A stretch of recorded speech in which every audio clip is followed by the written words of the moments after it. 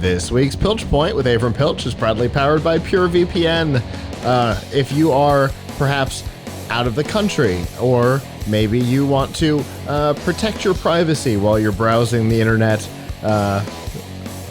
both of those can be enhanced with PureVPN. If you want to obfuscate your browsing, you use a VPN to hide from Facebook and Google, as well as your ISP, just so they're not snooping on what you're doing. If you're out of the country, maybe you want to watch the Parks and Rec reunion this week. And you can't with PureVPN. You can by saying that you're back in the US, and they've got some great deals running right now. And to find out what they are, and to find out more about the service and the 31-day money-back guarantee, you can go to piltchpoint.live/PureVPN.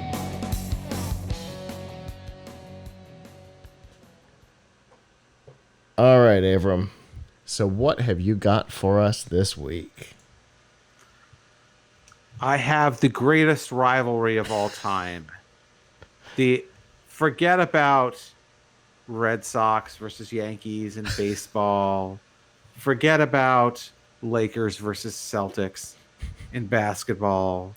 Forget about the US versus Russia in ice hockey. Forget about any of those things, any rivalry that you could possibly imagine, because the greatest rivalry of all time, of course, is AMD versus Intel for CPUs. And this week, our senior editor at Tom's Hardware, Paul Alcorn, did the ultimate comparison, the ultimate face-off between AMD and Intel CPUs. Now, honestly, ideally, we would have also done a face-off of their coffee, of what type of coffee they have in their coffee machines, and the cleanliness of the corporate restrooms. But as that information was not completely and fairly available to us, we had to go with what we know about their CPUs. Believe me, it's not for lack of trying. I continue to try to get pictures of what the break rooms look like at Intel and AMD, so we can do a face-off there. But anyway, so perhaps a vending machine face-off. I mean, I don't know what kind of vending machines they have.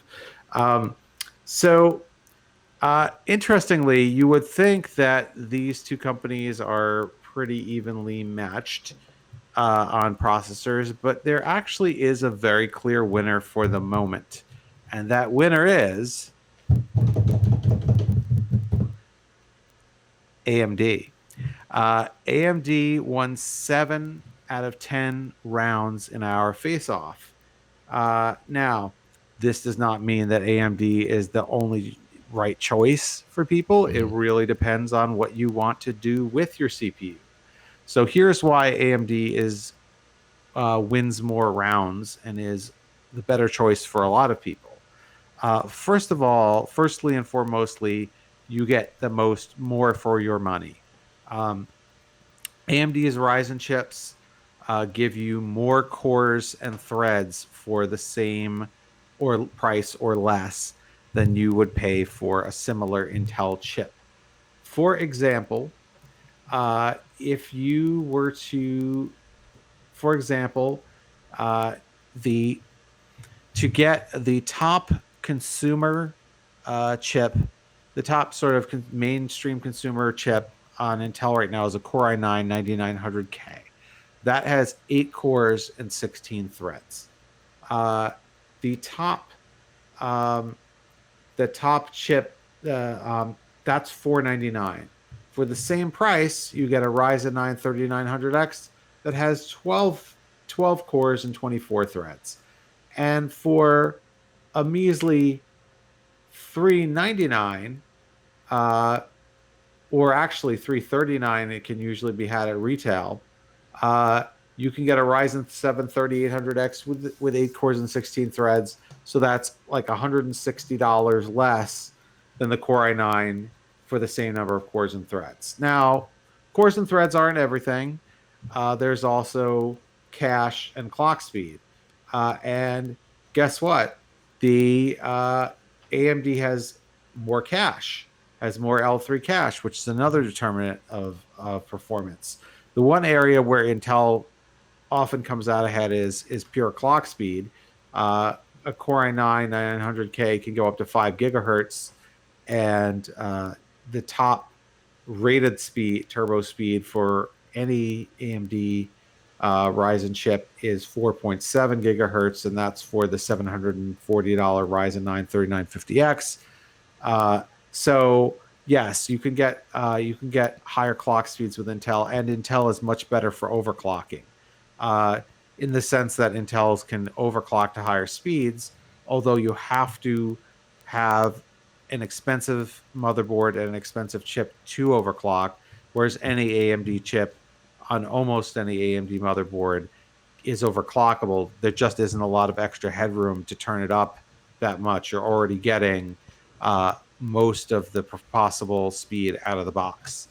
But the real key thing here is at every price point, you get more performance out of AMD for the money. But if you are a gamer and you're gaming, you you might not care as much about cores and threads as you do about raw processor speed, raw clock speed. And in that case, Intel may be a little bit better. On the other hand, consider that most if you get to a certain high enough resolution, maybe above 1080p in your games, you're going to really get to a point where the processor is not the bottleneck. It's the graphics card. So if you're really interested in gaming, should you spend that money on a faster Intel processor, or should you spend that money on an AMD processor and a better discrete graphics card? Probably the latter. Um, Nevertheless, uh, if money is no object, then Intel is a little bit better for gaming. Um, Intel also has been a little bit quicker on the draw with drivers, but AMD gives you more for the money at every price point, with the possible exception that there are some AMD chips that don't have integrated graphics on the higher end, and there are Intel chips that do, like the 900K. Now, that is for the rare person who would actually buy a really expensive CPU and not buy a GPU at all, which seems like a strange combination, but I guess that person who really wants the most power possible for crunching Excel spreadsheets, um, that person might prefer Intel because you get integrated graphics on the high end processors. Um, but overall, AMD seems to be winning the war very, very, very effectively. And if you want to read more about it and really get into the nitty gritty of why, please check out our article on tomshardware.com. It's in the top nav, AMD versus Intel CPUs. So, the person who wants a lot of power and no external video card could be somebody who's running a multi VM server. That's true. In that case, though, if they're a server, they're probably not going to use something like a consumer card, like a consumer chip, like a Core i9. They're probably going to go with a Xeon. Depending on who you are, if they're really doing that. If you're building a little thing for your home, or a like a demo dev environment, you may not care that much. But yeah, if you're especially if you're doing it for production, you would definitely want to go the Xeon route. Although today, why anybody would have physical servers in their possession is a bit of a mystery to me. Well, maybe you run the data center. Yeah, right. But then you're definitely going with Xeon. But yeah, you're absolutely right. The number of people that would serve is probably pretty small. So did you say 7 out of 10 was AMD? Yes. Was that the number you said? 7 out of 10? Yes, 7 out of 10 rounds. Okay. AMD won. So it obviously it wins for value. It wins for performance per watt. It wins for content creation and productivity performance. For specifications, for process node, AMD is 7 nanometer, whereas most Intel chips, in fact, I believe all the Intel desktop chips as of right now are 14 nanometer. Architecture, security, AMD has had fewer security flaws than Intel. So Intel wins on gaming performance, overclocking, and drivers and software. So if you want more details, of which there are so many, check out the article on tomshardware.com. Well, cool. I obviously it's a very nuanced thing and not the kind of thing that an average person can wrap their head around on their own. So it's nice to have you guys out there able to run these kinds of bizarro world tests that do make an impact on purchasing.